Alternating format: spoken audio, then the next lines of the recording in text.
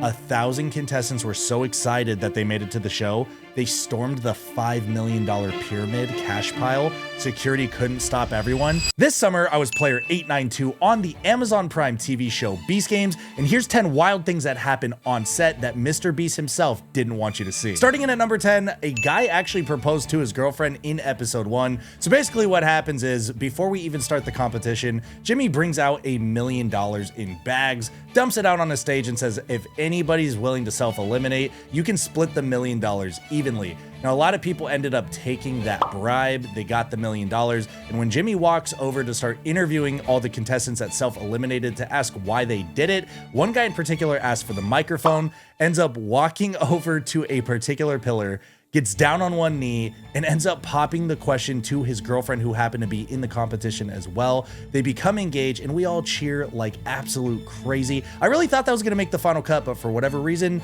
Mr. Beast decided he didn't want it in the TV show. Coming in at number 9, Daphne screaming out, "Remember your dream!" Now, we all know on set what happened. You guys didn't see it. In episode 4, Daphne's villain arc starts to come out when we're doing a blindfolded time game where we have to drop a red ball before 10 minutes is up, and the closest people to 10 minutes get a ticket to go to Beast Island. Now, Daphne couldn't keep track of the time in her head, so instead she decided she wanted to sabotage other players. She starts screaming out 52, 46, 14, 8, 9, just different numbers to try to screw people's count up, and it worked. A lot of people got really upset. Now, you guys saw that part, but what you didn't see is in the next game, when we had to give 100 coins to Jeremy before he made his final pick, Daphne's actually in the corner talking to Tariq, and she ends up screaming, "Don't forget your dream!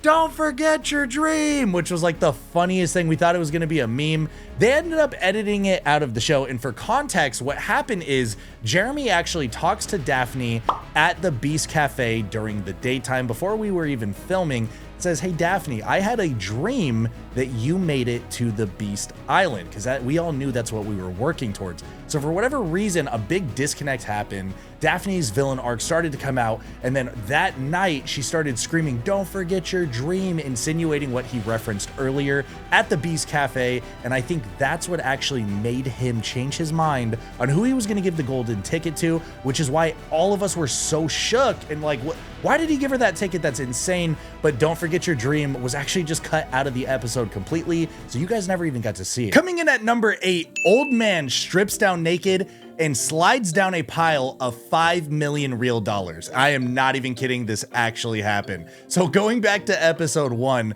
we see that everybody in vertical rows are on teams. Jimmy does this game where somebody in your row has to self-eliminate to save every other player in that row. Now, the interesting part is in the very furthest over row, there's an older gentleman who is in the game. He decides to do something very selfless. He presses the button, he eliminates himself, and he saves every single person in that row. That's what you guys saw. But what you didn't see is when it was all said and done, this man really took off his jersey, took off his pants, took off everything except for his tighty whities, went woo, and was swinging his jersey above his head, running around the entire set, ran up, got on top of the $5 million money pyramid.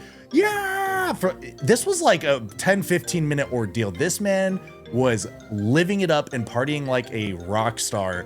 Ends up, security comes over because it's $5 million real dollars. Like, they really don't want people touching it because, you know, liabilities, whatever. They don't want things stolen. But this man ends up sliding down the front side of the pyramid in his tighty whities before he's finally brought all the way back, escorted back to his pillar to get dropped down the chute. It was really funny. And actually, when he was getting dropped, he never even put his clothes back on. He was woo, and they had the camera on him. They ended up editing it out, probably just because like it was indecent exposure or something. I'm not really sure, but obviously I could kind of see why they edit that out, but that was hilarious. Coming in at number 7, contestants who were never allowed to know what time it was on the show. This started back in Vegas and went all the way through the time I was there. I have no idea why. They never explained why. Obviously, you guys know we didn't have our cell phones. We had no access to TV, music, any form of entertainment, not even a radio, nothing. But the weirdest part is that they never told us what time it is. You went up and asked any producer, cameraman, guard, or Mr. Beast team, anybody, and you said, hey, do you know what time it is by chance? They'd be, oh, sorry, I'm not sure. But they're clearly wearing a watch. They're clearly on their phone. Like, you know what time it is. They would never actually say, I'm not allowed to tell you what time it is, but they would never tell you what time it was. Coming in at number 5, they never tell the full set of rules on the TV show. Now, I did touch on this in my episode 1 reaction video. If you haven't seen that, you can go watch it next. I'll make sure that it's linked somewhere on the screen. But regardless, two that come to mind immediately. I got a lot of questions in the episode 3 when we were in those red cubes. A lot of people were like, Andrew, why didn't you guys just ask for money? Like, you could self-eliminate, take a bunch of cash with you, duh. Well, here's the thing. We did think of that. We picked up the red phone that said, ask me for anything. We were like, hey, could we ask for a reasonable amount of money? Because maybe somebody in this cube might be willing to self-sacrifice if they could guarantee themselves some cash. This was the rule. Anything you can get anything you ask for. I mean, people asked for a horse, people had a hot tub, tattoo artist, literally whatever you want. But the rule is whatever they give you in that cube stays in that cube. Whether you get eliminated or go back into the competition, you are not taking it. So even if you ask for $1 million, they will literally bring you $1 million, but you can't take it out of the cube. So that's why no one really messed around with money, because it's like, what is the point of asking for $1 million and then ending up not taking it anyway? So and then the other one was the tower game in challenge 1, where you actually had the colorful blocks, you built a tower. The thing about that was they didn't explain the full rules. I said this in my other video, but just to kind of give a quick recap, one of the things they never brought up, when you see all those colorful boxes on the side of our towers, there's a red one. The red one actually contained a red dodgeball. The rule was, once the towers are completely built, Jimmy's going to give the signal. Everyone's going to grab a red dodgeball out and throw it at someone else's tower. Now, this would have been a serious problem and a serious consideration. They never even explained that part about on TV because we didn't get to it. But it's like the reason that a lot of people were building strategically on a corner or like in the middle or however they were doing it was based on the knowledge of who do I know around me and who might try to sabotage me and actually throw a red dodgeball at my tower to get me out of this game. So that's why, like, in these competitions, you guys at home might be thinking, well, why'd they do that? That's so dumb. I would have just done this instead. Well, here's the thing. There is another 50% of the rules you guys at home didn't even listen to. So we are having to pre-plan for something that may or may not come up in another subsection of rules that they're not telling you. And that's why a lot of the stuff appears kind of weird or stupid that we were doing on TV. And that's only because, like I said, we knew all the rules and you guys didn't. Coming in at number 4, conspiracy theories and rumors. Now, if you guys thought that the internet controversy from Beast Games was crazy, how do you think it all started? When we were on set, before we even played the first game in episode 0 in the hotels, there was wild rumors. Everybody swore, we know what's going to happen in the first game. Everybody has to do this. It's going to be a big game of hide and seek, or it's going to be capture the flag, or we're going to have to tackle each other and, you know, fight for a banana or whatever, you know, just like making up random stuff. And people are like, I know for a fact my friend works on the Beast Games team and he actually told me. Like, people were just making up the most wild things ever just to like throw people off the game.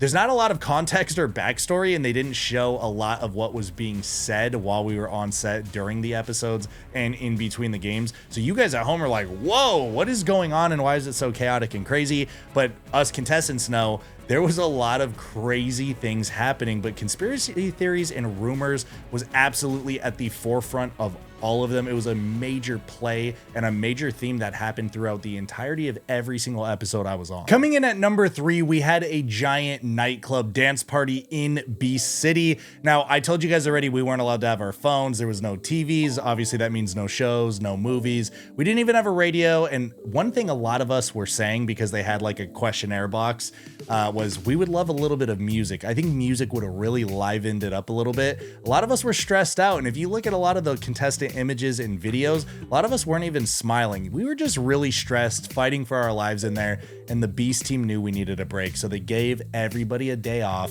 They brought in a giant DJ speaker and they just started playing like Usher and like T-Pain and all these like club anthems, and everybody just let loose, blew off some steam. There was people breakdancing and just getting down all over the place. It was actually a really cool night in B City. That is a memory I'll never forget. And they filmed the whole thing. I'm really shocked that they didn't put that in the show. Coming in at number 2, Jimmy, Carl, Chandler, Nolan, Tariq, and the Beast team. They would actually come in when they were off the clock after hours. They may have been working for like 14 to 16 hours straight, but that didn't stop them from trying to get to know the contestants, which I thought was super cool. Like Carl and I, we used to talk about video games a lot, and baseball. I think he said he was from the Bronx and he's a Yankees fan. I happen to be a Mets fan, and we used to argue about that, and I had a lot of fun doing that. But regardless, Jimmy would like bring an iPad on set, and he'd show me cool clips of me from the show that didn't actually end up making it in the show, but like it was just a cool experience. And like he actually found out that I had a tech YouTube channel, so he brought the camera operator over, and they were like showing me all the tech and the gear, and it was really awesome. Like they would eat dinner with us, we would play like camp games like Never Have I Ever, or just like funny stuff like that. So it was a really awesome experience. Nonetheless, none of that is going to be in the TV show, but I definitely appreciated their efforts and the fact that they were just willing to do that. Now, coming in at number 1, the $5 million pyramid that you see on the set of every episode is actually real cash. Now, this is a question I have got asked more than everything. Was it real money? Yes, it was real money. The explanation is this: it was $5 million in $1 bills. They had a whole security team around it all the time, even overnight. And then all the crumpled up bills on top, those were fake. But there was actually 5 million $1 bills in the pile of every single episode. We went up and actually verified the cash for ourselves. The guards let us see it, and it was actually really cool. And actually a bonus one that I didn't tell you or didn't include in the list: in episode 0, when it was all said and done, 1,000 contestants were so excited that they made it to the show, they stormed the $5 million pyramid cash pile. Security couldn't stop everyone and started throwing all the money in the air. Even Jimmy started throwing it in the air and everything. It was a really fun time. It got out of control, to be real. Like, it really shouldn't have happened, but it did, and it was fun while it lasted. Someone actually picked up a brick of $1 bills, like 1,000 of them, and just pelted me right in the face with it. I don't know who that was, but you know what? I'm gonna find you, man. I'm gonna find you. Anyway, guys, that ends this video. If you guys liked it, please subscribe, give it a thumbs up, and until I see you on next week's video, go check out one of these, because for some reason, YouTube thinks you're gonna like them.